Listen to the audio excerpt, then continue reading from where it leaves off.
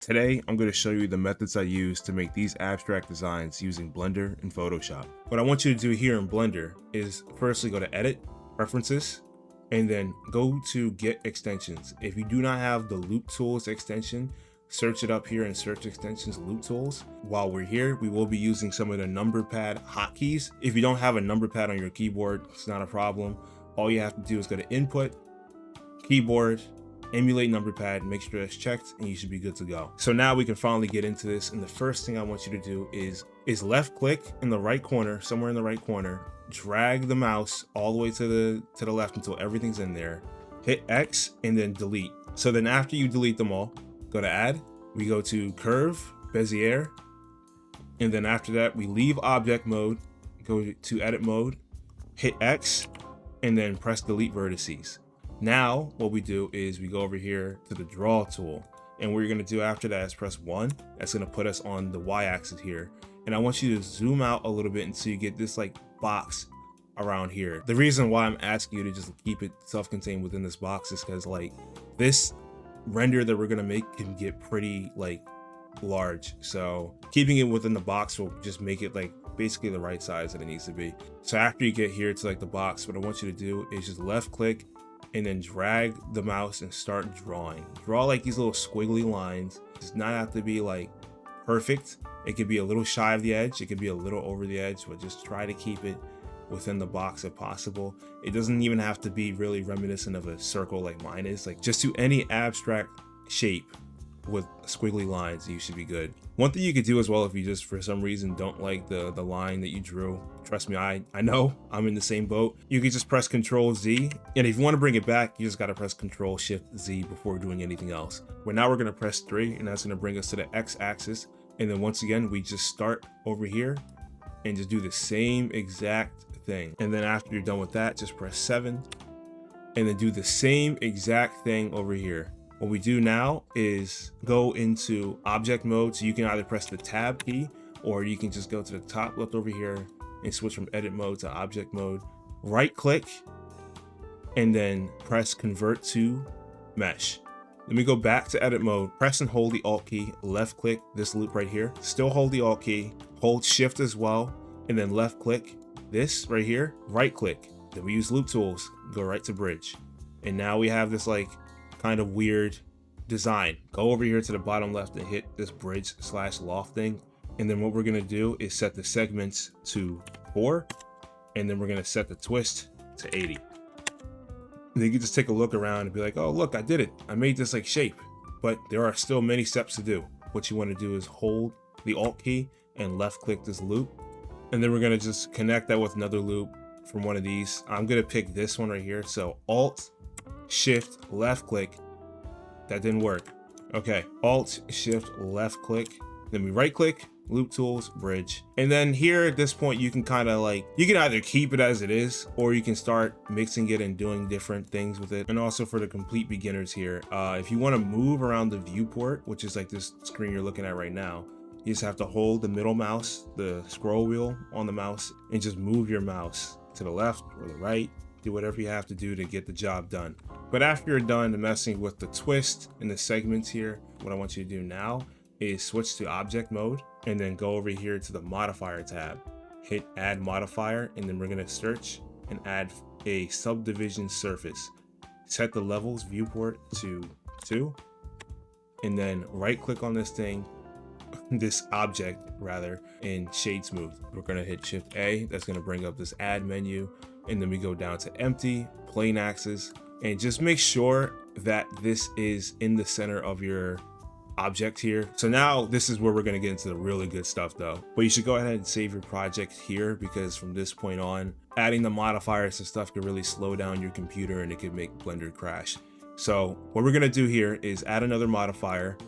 We're gonna go search, and we're gonna go for simple deform. What we gotta do now is we hit the Z axis on the simple deform over here, and then go to angle and just crank it all the way up to 360. Go to this drop down arrow right here and then click duplicate. Do that like 3 times. Duplicate, duplicate, duplicate. So you can change this to Y, you can change that to X, you can change this to Y. Now we got like this little ball thing here, and then Even past that, you can do bend, you could do taper on this one, you could do stretch on that one, and then you start getting these insane renders with just simple deform. But what you want to do now is add another modifier and just like put another subdivision surface. It just helps it out. You can keep adding modifiers to this. Typically you want to stick with like the generate and deform. Like with me personally, when I was first making these, I went to wireframe. Wireframe, it just makes it look, I mean, like that's raw. Like that's pretty cool. You can go to array and it'll do like this kind of weird duplication thing. Like you see that right there, like there's two more now. And you can even duplicate this little object itself. Like just hit Control C. After you go to the top right, click on Bezier curve, hit Control C, and then Control V. Oh, hello? It didn't work. So, okay, try it again. Sometimes it doesn't work the first time, but now you have a different object you can also work with and like combine with this one too. Go to transform and move the location, slide the X value, and you see like my computer can't handle this, but it's making like copies. But in case you feel like your Blender is slowing down from all the modifiers you might be adding to your object, what you can do is just go over to the right. I'm gonna pick wireframe and just go over to like this little monitor and left click it, and it'll keep the wireframe as a part of your object, but you don't see it in the viewport, which is literally what you're looking at. This is the viewport. You don't see it in your viewport, and the computer doesn't even really notice that it's there. But keep in mind that this will still be there, like the wireframe will still be there when you render it, unless you tick off this camera right here. If you tick off the camera on your modifier, then it won't show up in the render.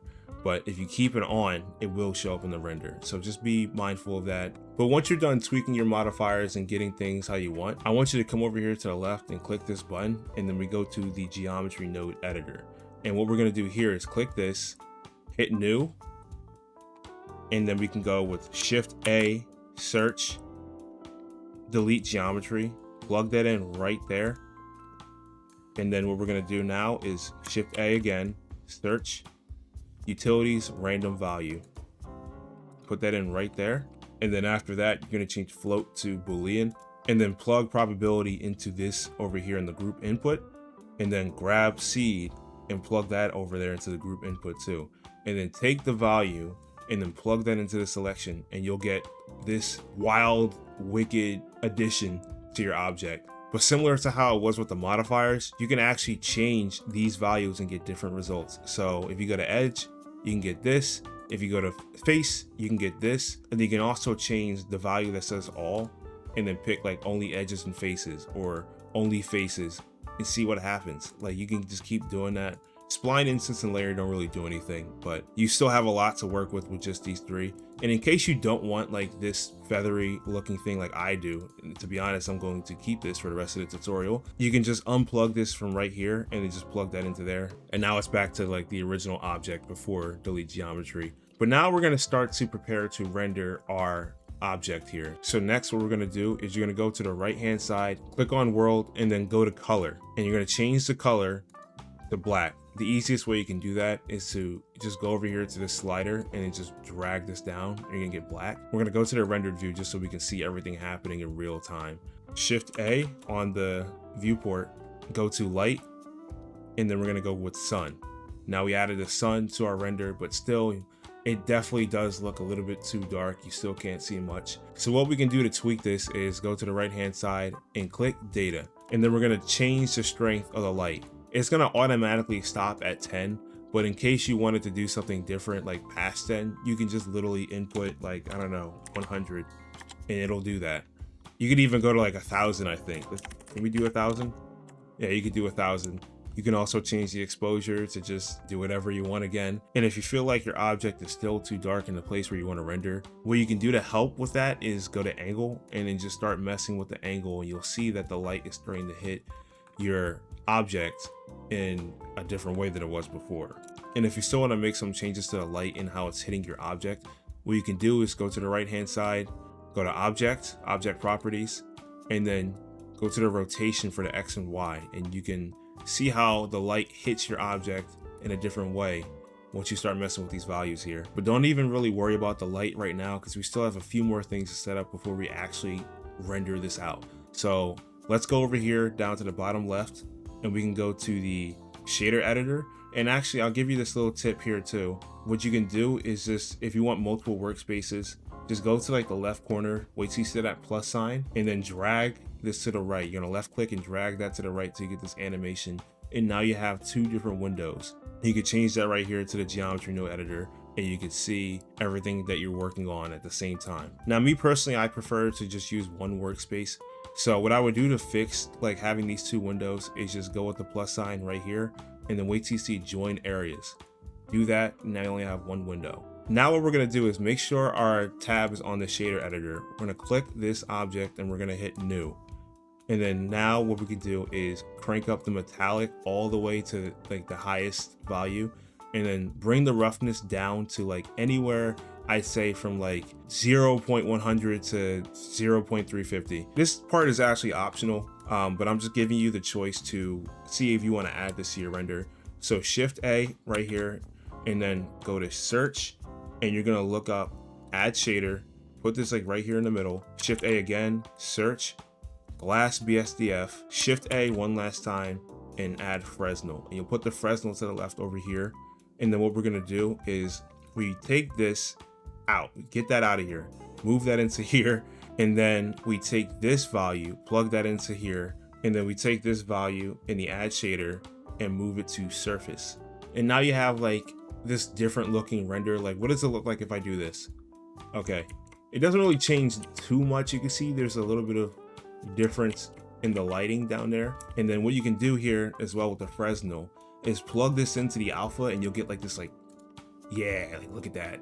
It's like ethereal. And this is how I actually got this render. I'll put it up on screen right now. This is basically how I got this render with this Fresnel added. And you can also just unplug that and put this here if you want. Like, it's really up to you. This is all like an optional section with the materials. Now what we can do finally is go to the Compositor tab. Keep in mind, again, if you wanted to just add a workspace to do that plus trick I was talking about earlier. But if you don't have anything here, what you're gonna do is hit X, hit new, and then you'll have this come up. We're gonna hit Shift A again, search, and then we're gonna add bloom. Bloom is gonna add like glow to our render. But now that we have bloom and we have everything else set up, it's time to add the camera. But what I want you to do right now before we move on to setting up the camera is pick a viewpoint that you like the most, and then just save the project. If you're comfortable with everything that you've done so far, just save the project. You could either just do a normal save, or you could save as like your file name checkpoint or something. And the reason I say this is because, like, if you lose the angle that you were looking at and you didn't save the project, that basically is gone forever. But if you save the project, it keeps that same exact camera angle. And messing with the camera and the viewport in general in Blender is just so like, it's just so sensitive. Like, it's very sensitive, and it can get really annoying quick. So if you don't want to deal with like the camera just not doing what you're asking it to do, just save it while it's looking normal right now. Don't forget to mess with the light again. Like, you change the exposure, change the strength, do what you got to do to make your shot look as good as you want. What I'm going to do is I'll say like, this shot, I like this shot right here. And what we can do are two different options. One is that we can just set up a camera, we can put it along an axis, and then we can just rotate our object here to like kind of work with the camera. Or we can keep our view as it is right now and then set the camera to be looking exactly where we want. But I'm gonna walk through both of the ways real quick. So what we're gonna do is we're gonna press tilde, which is like the little squiggly line that's right next to the 1 and above the tab on the keyboard. Hit front view, which is 7, I guess. It sends it to the front. And then we're gonna hit Shift A, camera. And then what we can do is middle mouse, and then make sure the camera is selected. Press G and Y to move it along the Y axis. You see how it's moving with me? And then after that, you just go over here and click this like little camera button, and now you're in the camera. And then if you want to leave the camera, all you have to do is just press the middle mouse button and then just leave. Literally, I'm gone. And then if you want to go back, once again, just camera again. You can change like the focal length. You go over here to camera, you change the sensor size. I will not lie to you, I have zero idea what the sensor size is even really about, but I mean, it helps, I guess. And then here, what you'll do is, if you want like this to come out differently, you can just rotate. Hello? Oh, shoot, no, we're in the camera. Right. Make sure you click this and then rotate. You can rotate your object and make it move, change the location, you know, like just do whatever you want to get the shot that you need to get.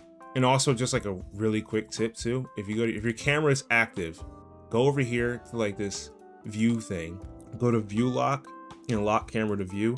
Now, like you can see this border moves with your view. So that's what's all gonna get captured in your render. But the other way I mentioned about like you finding an angle that you like for me, actually, I think it was something like this. What I would do is just Shift A, camera. Now I have another camera in here. Be mindful of that if you decide to keep both of these cameras. And then what I'm gonna do is just go to view, align view, and then align active camera to view. And now the camera sees exactly what I see. And also, like I said in the other tip, if you want to move the border with your view, all you have to do is go over here to view, view lock, and then lock camera to view. And now you'll see like it moves with you. And then if you don't want it to be like that, just untick this. And then you could press the middle mouse button and leave. But there's a couple of things I need you to keep in mind when you're getting the render. Go to output over here and then go to resolution. Currently it's on 1920 by 1080. This is widescreen. If you want it to be like a box, you would go with 1080 by 1080. And if you want it to be vertical, you would just go with 1080 by 1920. And now you got like this vertical rectangular box. This is great for like social media and all this stuff. And honestly, wallpapers too, if you want to make your own wallpapers for your phone or whatever. And copy these output settings down here, especially the file format. You want this to be PNG. What you could do here is go up to render. Make sure ray tracing is on. Ray tracing, it's just, I mean, it sounds cool. And honestly, it just sounds cool. And I think it makes the render look cooler. So make sure ray tracing is on and then go to film. And what you can see is you can hit transparent. So now it's gonna make it so that when we export our object, there's not gonna be a background. If it's not ticked off, it'll just be all black. But to be honest, that's not even a bad thing. Like some of the pictures that I made, I used a black background, and then the other ones, I just used a transparent render. So be mindful about which one you're going to go with. These are just all things I want you to consider. I'm gonna go with 1080 by 1080, 1080 by 1080, or 1080 by 1920 is the best for like, I guess, social media and posting, because everyone wants reels and TikTok shorts and everything, right? When rendering the shot, you don't want this to be too close and you don't want this to be too far.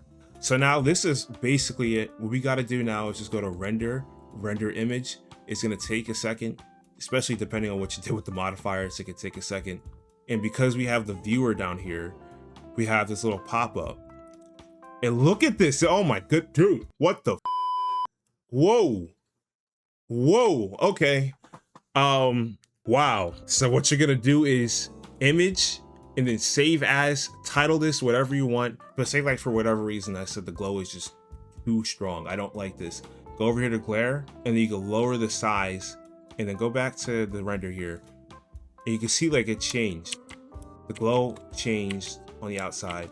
And you can also change the strength of it too. Now like it's not as glowy because I turned down the strength, but it's all about what you want to do, man. Like these are different settings. And then one last thing I want to share with you in the Compositor tab is lens distortion. Over here, just drop the lens distortion there. Like you can see over here, nothing happened because the distortion is set to 0. But if I were to push it to the left, now it's like contorted a little bit. If I add dispersion adds like color to it. So you see now I have like this shot right here. This literally just looks like something in space. I'm saving this one. But to be honest with you, the dispersion is not good for the Photoshop part. If you're not worried about taking this to Photoshop, definitely screenshot it, that goes hard. And then also one last thing too, make sure you set the values back to 0 if you want them to go back to normal, because this is what happens when it's not.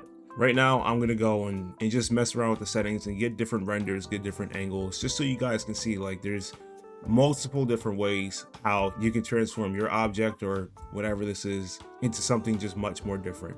All right, so now we're here in Photoshop after making our render in Blender, and whether you have a transparent render like I do or a black background like I do here, both of which are just fine. They really require almost the same exact steps to do like the results that I got over here. Like this is one I got with a transparent render, and these over here are ones I got with black backgrounds. And honestly, it's almost the same exact steps just to get the look that I got here from Photoshop. So regardless of which one you have, just follow these steps, and then towards the end of this, I'll show you the steps you need, I guess, for the black background. So the very first thing I want you to do is go to the bottom right where there's like this box with this plus sign. It's gonna make a new layer. Okay, so I just finished making this video and I realized like you guys couldn't see like the pop-up boxes. So here I am again. I'm gonna just start fresh. This is very annoying. Okay, so the very first thing I want you to do is go down to the bottom right where like there's this box with this plus sign. Click it, it's gonna make a new layer. And then we go down to this half circle. We're gonna click this, and then we're gonna go to gradient. We're gonna click on the box next to gradient up here. So left click that, go to basics, just grab this black and white one. And then what we're gonna do is click on the box right here to the left, change the color to white. So just push it all the way up to the upper left corner. And then we're gonna go to the one on the right, click that, go to color, and then change it to black. So push it all the way down to the bottom left corner. Hit OK. Hit OK again, and then we're going to go to the angle and set the angle to -40 degrees, and then we move down to scale and change this to 110%. Now the thing is that if you're not working with 1080 by 1080, the results might look different on your end, but really all you have to do is just mess around with the scale numbers until you get something that looks similar to what I have on my screen. So now we're going to hit OK. We're going to make a new layer. So go down to the bottom right where that box with the plus is, and then hit that to make a new layer. And then we're gonna go all the way over here to the left side where these two boxes are. You're gonna wanna set this color right here. The one I have right now is currently blue. You wanna set it to white and then hit OK. Go up to filter, go down to render, and then go to clouds. And then after we have the clouds, we go back up to filter, go to blur, go to Gaussian blur, and we set the radius to about 8.7 pixels. And then what we do after that is we hold Alt, and then we scroll down on the mouse wheel, and then we hit Control T to make it highlighted, and then we hold the Shift key, and we're gonna drag out the right side by left clicking, and we're gonna set the width over here to about 7,000. It doesn't have to be exactly 7,000, but just put it at that range. And then what we're gonna do as well is move that to the center. So then we can hit the check mark at the top to confirm it's okay. So Alt, middle mouse, scroll up, and then you're zoomed back into your canvas. But now that that's done with this, we're gonna make sure that we set the blend mode for this layer to overlay. So now that that layer is set to overlay, we're gonna grab our original Blender render and put that up to the top. And then what we're gonna do is we're gonna copy our render. So hit Control J to make a direct copy of this. Move the copy down, and then after that, I'm gonna zoom out again. We're gonna click on the copy layer, Control T, and then we're gonna make it just a bit bigger, and then we're gonna rotate it about maybe -90 to -70 degrees, somewhere in that range is fine. And my advice too is to try to make it not only centered like that right there, but also make it so that the box touches all the corners, but it doesn't have to be super wide. Like, yeah, we'll just go with that. That works. After doing that, we're gonna hit the check mark, and then we're gonna change the blend mode of our copied layer to screen. Next, what we do though is we're gonna go to the adjustments, and then we're gonna add a gradient map. It should be the last box here in the adjustments. Make sure that it's in between the original render and then its copy. And what we do now is we click this box here in the properties tab, and then we're gonna change the color of the stops here. So this one right here, we'll change it to like a black, or we can change it to something that's close to black. We're gonna hit OK, and then we're gonna add another stop. So we'll put the stop like right here. But right now we'll aim for something in like the 20 to 25% range. I'm gonna leave mine here at the location of 20%. And then we're gonna change this to like a dark blue. This is more purplish instead of dark blue, but this does work. We're gonna hit OK. Then we're gonna go all the way over here to the right. We're gonna change the color, and we can make it white or something close to it. I'm just gonna go with this just because I'm trying to be different, whatever. And I ended up with FB. And then finally, we're gonna add one last stop. You want this to be somewhere in like the 45 to 50% range. So right now, this is just placed at 49%. And what we're gonna do here is we're trying to aim for a tealish color. We'll go with something like this. You can also go for something a little bit brighter if you want, but we're just going with something like this. And also, forgot to mention this, if you want the exact colors that I have, just look at the hex code down here at the bottom left, and then you can just put those numbers in and you'll get the same exact colors I have. And now that we're done with our gradient map, we can hit OK. We're going to select our gradient map, and then we're going to change the blend mode to soft light. So this is pretty much it for now on this one, but for the ones with the black background, here's something we can also do. So take the gradient fill, take the cloud layer, and then take the gradient map, Control C, then go over here and press Control V, and then we're going to put this layer in between there. And this is like the bare minimum of what you can do with it, but we're going to go back to this one right here because I want to show you some other things you could do with the coloring to make some different results. For example, like even with the gradient map, you can move this up above and then you get something like this, which honestly I like this more with the gradient map above it instead of like with the normal method. So I'm just going to leave it like this. But one other thing you can do is actually with the clouds. So what we have to do now is we have to make a new cloud layer. So go to the bottom right where that box and the plus is, go to the left, and we're going to hit the black box over here and we're going to change it. For me, in this example, we'll change it to something blue, maybe like a lighter blue around here, this range. There's the hex code down there. We can hit OK. And then what we do after that is go up to filter, render, clouds, and then from this point you just add the 8.7 pixel blur, stretch out the clouds to about 7,000 pixels, and then change the blend mode of the clouds to overlay. But now what we can do is we can also move this up through the layers to get different results. This actually looks kind of cool too. Let's see what this looks like over here with the other one. Now it's got like this bluish color to it. So that's just an example, I guess, of what you can do with this render.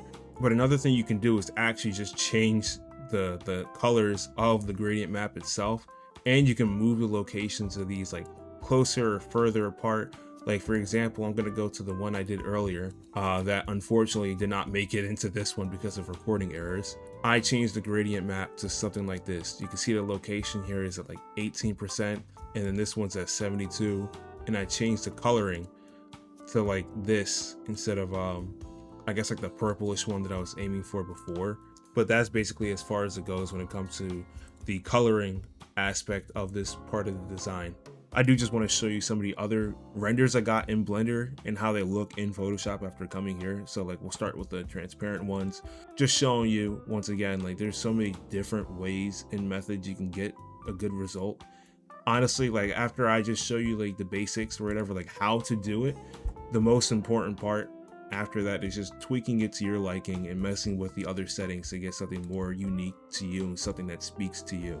These ones are moving into now are ones that are just with the black background. But that's basically it. I hope you guys found this useful and ended up making something cool on your end. So please leave a like if you did.